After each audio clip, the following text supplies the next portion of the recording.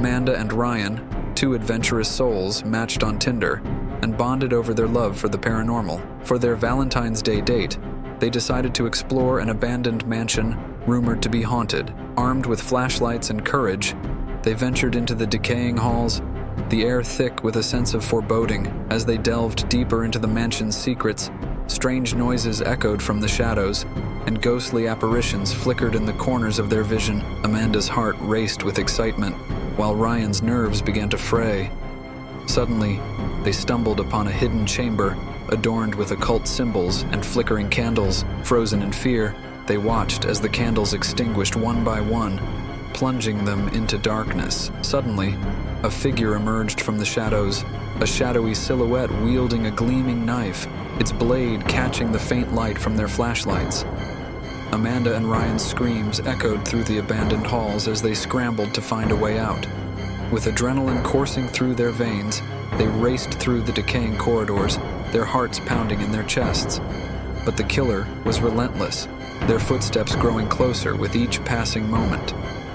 Just when it seemed like all hope was lost, Amanda spotted a narrow staircase leading to the mansion's attic. With a surge of desperation, they climbed the stairs, their breath ragged with exertion. As they reached the attic, they slammed the door shut behind them, hoping to buy themselves some time. But the killer was relentless, their footsteps echoing ominously on the stairs below. With nowhere left to run, Amanda and Ryan frantically searched the attic for a way to defend themselves. Their hands trembling, they stumbled upon an old chest hidden in the corner, its lid covered in dust. With a sense of urgency, they pried open the chest, revealing an array of dusty artifacts and forgotten relics. And amidst the chaos, Amanda's hand brushed against something cold and metallic, a rusted revolver, its weight heavy in her palm. With trembling hands, Amanda raised the revolver, her heart pounding in her chest. In the aftermath of the chaos, Amanda and Ryan emerged from the attic, shaken, but alive. And as they stumbled out into the cold night air, they knew that their Valentine's Day adventure had taken a dark and unexpected turn, one that would haunt them for years to come.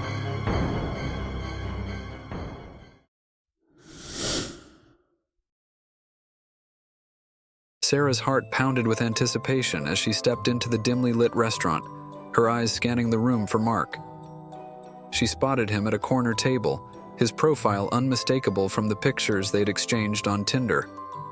With a nervous smile, she approached him. "Hi, Mark," she said, her voice slightly trembling.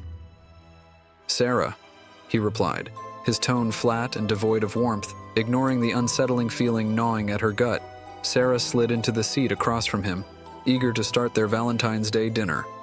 But as they exchanged pleasantries, she couldn't shake the nagging sense that something was terribly wrong. Throughout the meal, Mark's conversation felt scripted, his smiles forced, his eyes empty. Sarah tried to push aside her growing unease, chalking it up to nerves or perhaps a bad first impression. But when dessert arrived, she excused herself to the restroom, needing a moment to collect her thoughts. Inside the dimly lit restroom, Sarah fumbled for her phone, her hands trembling with dread as she typed Mark's name into the search bar. The results that popped up made her blood run cold. An arrest photo that said 2 counts of assault and stalking against women, out on bail while awaiting trial. Panic surged through her veins as she rushed back to the table, her heart hammering in her chest. But when she reached their table, Mark was nowhere to be found. In his place sat a folded piece of paper, its edges stained with drops of crimson. Trembling, Sarah picked up the note, her hands shaking as she unfolded it. The words written in elegant script sent chills down her spine. "You shouldn't have looked." Fear clenched at her chest as she realized the horrifying truth. She had fallen prey to a twisted game orchestrated by a predator, hiding behind the perfect profile.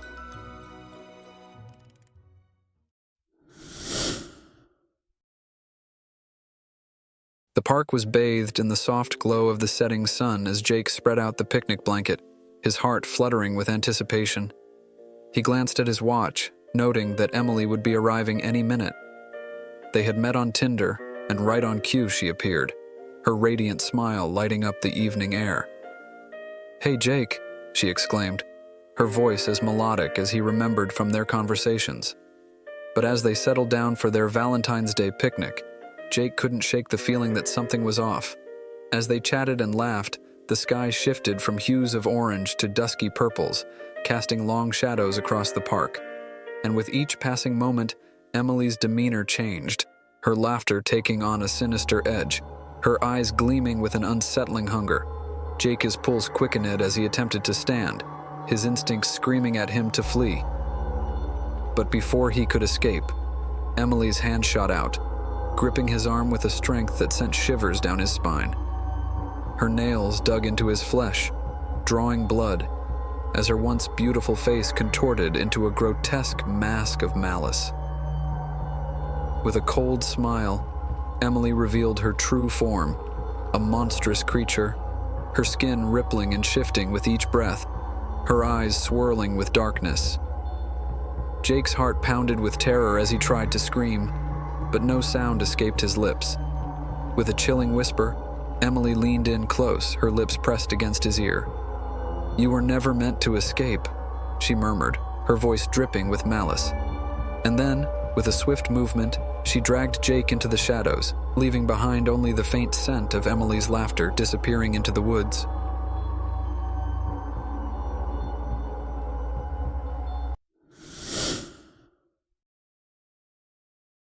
Emily sat nervously at her table, her eyes darting around the crowded bistro as she waited for David to arrive. They had connected on Tinder, his profile picture exuding warmth and charm. But as the minutes ticked by, Emily's excitement turned to apprehension. Finally, David appeared, but the man who stood before her was nothing like his profile.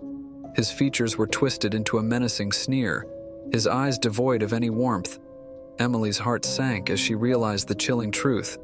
The photo had been stolen, and she was now face to face with a deranged imposter. As they sat down to dinner, Emily's mind raced with fear. She tried to maintain a facade of composure, but David's unsettling behavior made it impossible to relax. She scanned the restaurant for any sign of help, but it was packed with oblivious diners, unaware of the danger lurking in their midst. With each passing moment, David's demeanor grew more erratic, his eyes glinting with madness as he leaned in closer, his breath hot against her ear. "You're even more beautiful in person," he whispered, his voice sending shivers down her spine. Panic surged through Emily's veins as she realized she was trapped with a dangerous predator, with no one to hear her cries for help. And as David's smile widened into a sinister grin, Emily knew that she was running out of time. She had fallen victim to a twisted game of deceit and manipulation, and there was no escape from the horrors that awaited her in the darkness. As David's sinister grin widened, Emily's mind raced for a plan. Desperation fueled her actions as she reached into her purse, her fingers curling around the handle of a small pepper spray canister she always carried for emergencies. With a swift motion, Emily sprayed David in the face, his screams echoing through the crowded bistro as he stumbled back, clutching his eyes in agony. Seizing the opportunity, Emily bolted from her seat, her heart pounding in her chest as she raced for the exit.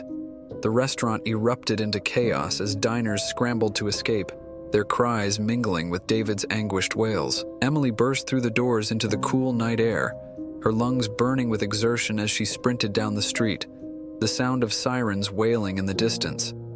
With each step, Emily felt a surge of adrenaline coursing through her veins, driving her forward in her desperate bid for freedom. And as she disappeared into the darkness, leaving behind the horrors of the bistro, Emily knew that she had narrowly escaped the clutches of a dangerous predator, vowing to never again trust a perfect profile on Tinder.